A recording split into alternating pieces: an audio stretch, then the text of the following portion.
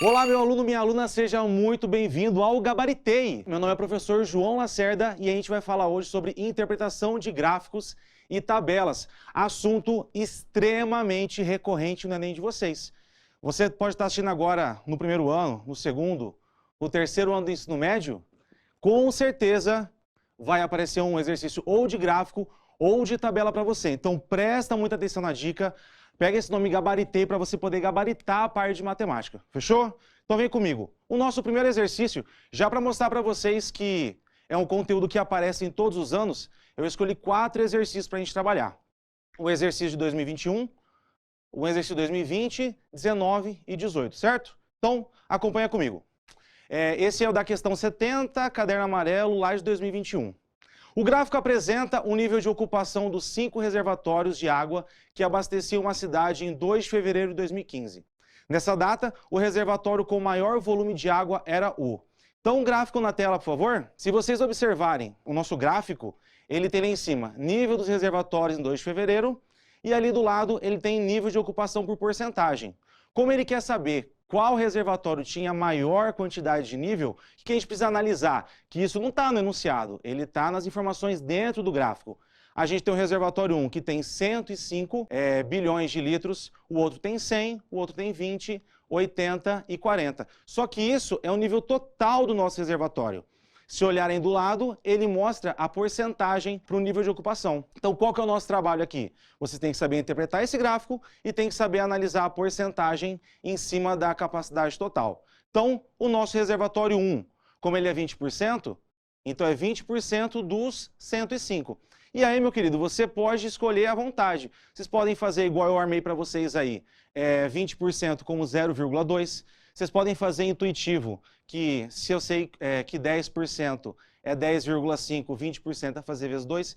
Existem várias técnicas para se trabalhar a porcentagem, tá? Essa que eu escolhi para vocês é transformar ela em decimal e a gente encontrar, assim, a capacidade em bilhões. Então, nosso reservatório 1, 20% de 115, que é a mesma coisa que multiplicar o 0,2 por 105, a gente tem 21 bilhões.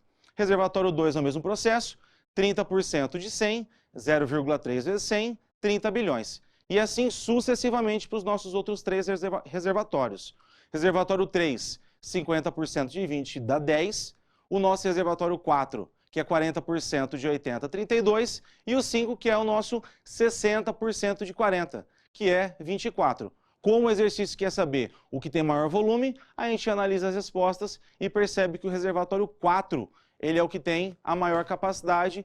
Respondendo esse exercício aí, letra D. Facinho, viu?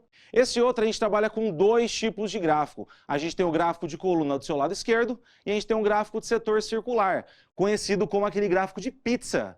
Então, gráfico de coluna e o nosso gráfico de setor circular. Antes da gente ler o exercício, só para vocês entenderem cada um deles. Esse nosso gráfico de coluna, ele tem as informações na parte de baixo, no caso é um exercício que fala de perfumes, e ele tem um valor em cima dele. O gráfico de setor, por favor, na tela. Esse gráfico de setor, ele fala dos mesmos perfumes, só que ele trabalha com uma porcentagem de cada um deles. Vamos começar nosso exercício, então. Esse exercício, ele é a questão 167, também do caderno amarelo, eu peguei todas do amarelo, tá? Esse de 2020 já. O gerente de uma loja de cosméticos colocou à venda 5 diferentes tipos de perfume, tendo em estoque na loja as mesmas quantidades de cada um deles. O setor de controle de estoque encaminhou ao gerente registros gráficos descrevendo os preços unitários de cada perfume, em real, e a quantidade vendida de cada um deles em percentual ocorrida no mês de novembro. Dados a chegada do final do ano e o aumento das vendas, a gerência pretende aumentar a quantidade estocada do perfume do tipo que gerou a maior arrecadação em espécie. Isso em real também, no mês de novembro. Nessas condições, qual o tipo de perfume que deverá ter maior reposição no estoque? Então, se você observou os 2 gráficos anteriores, o primeiro gráfico, ele te dá a porcentagem, e o segundo, ele te dá o preço do perfume por unidade. Aí você fala, professor, mas ele não me falou quantos perfumes foram utilizados. Isso é um ponto vantajoso para a gente, porque a gente pode escolher um valor que seja mais fácil de ser trabalhado. Como eu vou calcular com porcentagem, a gente estima como se fossem 100 perfumes. Porque se a gente voltar lá no slide anterior, ele fala que são a mesma quantidade de perfumes. Então a gente joga 100 para todos eles, calcula a porcentagem para saber quantos foram vendidos. Então o nosso perfume 1, se olhar no gráfico do setor circular, ele diz que é 13% de vendas. Então estimando como 100 perfumes, 13% de 100, perfume 1 foram vendidos 13. Perfume 2, que era os 10% de 100, 10. E aqui fica facinho a nossa conta, né? 16% são 16, 29% são 29 perfumes. E o perfume 5 são 32%, são 32 perfumes. Trabalhei com o nosso gráfico do setor circular. Agora eu vou lá para o nosso gráfico de coluna. Lá o nosso gráfico de coluna, ele falava que a unidade do perfume 1 era de R$200. Como foram vendidos 13 perfumes desse lá no mês de novembro, a gente tem lá 13 vezes 20, que é R$2.600. E a gente faz esse mesmo processo para trabalhar com todos os outros perfumes. Perfume 2, foram 10 que a gente acabou de encontrar, vezes 170, 1.700. Perfume 3, que a gente encontrou que foram vendidos 16. O preço unitário é de 150, 2.400. Mesma coisa para o 4, 29 vezes 100, 2.900. E o perfume 5, 32 vezes 80, 2.560. E aí o que o exercício quer mesmo? Ele quer saber qual deles teve a maior arrecadação. Analisando os nossos valores, novamente a letra D, R$2.900, e acertamos mais um exercício. Questão 150 do caderno amarelo de 2019 agora. Prestem bem atenção nesses que eu estou escolhendo para vocês, porque todo ano cai uma análise dessa. Você tem que analisar um gráfico, nosso último exercício é uma tabela. Então presta muita atenção nas dicas para você poder analisar direitinho quais são as informações que estão nos gráficos, o que ele fala, quais são os valores de influência, para poder fazer seu Enem bem direitinho, tá? Então, bora lá. Questão 150. O Serviço de Meteorologia de uma cidade emite relatórios diários com a previsão do tempo. De posse dessas informações, a Prefeitura emite 3 tipos de alerta para a população. Então a gente tem um alerta cinza, qual que é? Deverá ser emitido sempre que a previsão do tempo estimar que a temperatura seja inferior a 10 graus e a umidade relativa do ar for inferior a 40%. Alerta laranja. Deverá ser emitido sempre que a previsão do tempo estimar que a temperatura deve variar entre 35 e 40 graus e a umidade relativa do ar deve ficar abaixo dos 30%. E o alerta vermelho deverá ser emitido sempre que a previsão do tempo estimar que a temperatura será superior a 40 graus, e a umidade relativa do ar for inferior a 25%. Um resumo da previsão do tempo na cidade, por um período de 15 dias, foi apresentado no gráfico. E aí nós temos um outro modelo de gráfico que eu trouxe para vocês. Esse gráfico ele se chama gráfico de linha. Observa que embaixo nós estamos falando dos dias e a nossa coluna, a nossa linha vertical é a nossa temperatura. Percebe que ele dá 2 tipos. Ele dá a linha contínua, que é a relação à temperatura, e ele dá a linha pontilhada, que ele fala da umidade do ar. Então, decorridos os 15 dias de validade desse relatório, um funcionário percebeu que, no período que se refere ao gráfico, foram emitidos os seguintes alertas. Então, no dia 1 era o alerta cinza, no dia 12 o alerta laranja e no dia 13 o alerta vermelho. Então ele quer saber qual desses dias o aviso foi emitido corretamente. Então a gente tem que voltar lá no nosso anterior e organizar o que ele fala sobre cada um desses alertas. Bom, se você olhar aí no slide que eu preparei para vocês, o alerta cinza ele fala que a temperatura tem que ser menor que 10 graus, a umidade do ar tem que ser menor que 40%, isso do cinza. O laranja, a temperatura está entre 35 e 40 e a umidade do ar menor que 30. E do vermelho a temperatura maior que 40 e a umidade do ar menor que 25%. Então vamos por partes. O dia 1, lá, olhando, professor, mas ele não coloca o dia 1 ali, ele coloca 0, 2, 4, 6. Então, mas ele coloca um pontinho bem ali, ó, onde a gente pode associar que é o nosso dia 1. Então, a linha contínua é de temperatura, percebe que o nosso pontilhado na horizontal, ele está de 20 e 40. Então, abaixo do 20 ali o pontilhado é o 10, acima do 20 é o 30, acima do 40 é 50.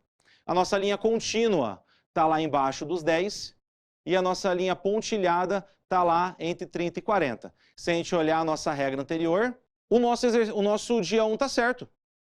Aí, ó, estratégia de Enem. Se você encontrou uma resposta que já está certa, a gente pode cancelar uma outra que não tem a ver. Então, se o nosso dia 1 está certo, eu já posso ali, ó, cancelar a nossa letra B, porque só fala do 12. Agora a gente vai lá para o alerta laranja. Temperatura entre 35 e 40 e a umidade do ar menor que 30. Temperatura menor que 40. A gente está falando do dia 12. O dia 12 tem um pontilhado. Ele está lá com a temperatura de 40, a nossa umidade relativa do ar lá nos 20. E aqui está um detalhe para você, ó, dica do professor, presta atenção. Se você está vendo a sua temperatura em cima dos 40, se a gente voltar lá no texto, ele fala que está entre. Ele está entre 35 e 40. Se ele está entre, ele não é 40. Então a gente pode eliminar esse dia 12 também do jogo. Já saiu na letra B, a gente pode eliminar na letra C e na letra E. Então o que sobra para vocês? Ou é a letra A ou é a letra D. A gente vai analisar o dia 13 agora. Alerta vermelho, temperatura maior que 40 e a umidade do ar menor que 25. Lá no gráfico de novo, a gente vai ver que no dia 13 a temperatura está maior que 40, mas o nosso problema é a umidade do ar. Então, fechando o nosso exercício, a única alternativa que dá certo é a letra A, batendo no dia 1. Perfeito? Agora, o nosso último exercício, coloquei uma tabelinha para vocês aí. Questão 173 também do caderno amarelo, só que de 2018. O salto ornamental é um esporte em que cada competidor realiza 6 saltos. A nota em cada salto é calculada pela soma das notas dos juízes. E ela é multiplicada, atenção nessa parte, ela é multiplicada pela nota de partida, que é o grau de dificuldade de cada salto. Fica em primeiro lugar o atleta que obtiver a maior soma das 6 notas recebidas. Então a gente tem o atleta 10, ele irá realizar o último salto da final. Ele observa o quadro 1, antes de executar, lá, o nosso quadro 1 a gente tem, em primeiro lugar, o atleta 3, segundo lugar, o atleta 4, terceiro lugar, o atleta 8, e o atleta 10 está lá em sexto lugar, mas ainda falta o último salto dele. Então ele precisa decidir com o seu treinador qual salto deverá realizar. Os dados dos possíveis tipos de salto estão no quadro 2. Lá. O atleta optará pelo salto com a maior probabilidade de obter a nota estimada, de maneira que lhe permita alcançar o primeiro lugar. Considerando essas condições, o salto que o atleta deverá escolher é do tipo. Então a gente tem nesse segundo quadro os tipos de salto, tipo 1, 2, 3, 4 e 5, a nota de partida e a estimativa da soma das notas dos juízes. Se você lembrar comigo lá no início do nosso texto, ele fala o quê? Que para a gente poder saber a nota do atleta, a gente precisa multiplicar a nota de partida e a nota dos juízes. Mas vamos primeiro para o foco do nosso exercício. O nosso atleta 10, ele quer o quê? Ele quer ganhar essa competição. Quando ele observou lá na tabela anterior qual foi a nota do primeiro lugar, o primeiro lugar estava com 829 pontos. Então, e ele já estava com 687,5. Então, qual que é o nosso primeiro cálculo? Eu preciso saber quantos pontos esse atleta precisa para superar o primeiro. Então, a nossa primeira subtração, 829 menos 687,5. Então, a gente sabe mais ou menos que para ele poder ganhar, ele tem que fazer 141,5 para cima. Se ele fizer isso, ele empata. Então, seguindo a regra do nosso slide anterior, a gente tem que multiplicar a nota de partida com a nota dos juízes, que é o que está prestado para vocês aí. 2,2 vezes 57 é igual a 125,4. E aí, nós temos o tipo 2, que é a multiplicação do 2,4 pelo 58, o tipo 3, que é o 2,6 pelo 55, e assim sucessivamente. Analisando, pessoal, só esse finalzinho, só as igualdades, quais são as duas possibilidades que ele tem para ganhar? Ele tem o nosso tipo 3, que é de 143, e ele tem o nosso tipo 5, que é de 159. Professor, mas e agora? Tem duas opções, está errado o exercício? Não. Se você voltar lá no nosso quadro 2, a última coluna, ele te dá a probabilidade de obter a nota. Então, vamos analisar as duas probabilidades. O tipo 3, ele tem a probabilidade de 91,88. E o nosso tipo 5, ele tem a probabilidade de 87,34. Então, qual porcentagem que é maior? Porcentagem do tipo 3. Então, fechou o nosso último exercício, letra C, e encerrou os nossos 4 exercícios. Bons estudos para vocês, bom Enem, prestem muita atenção na interpretação e até mais!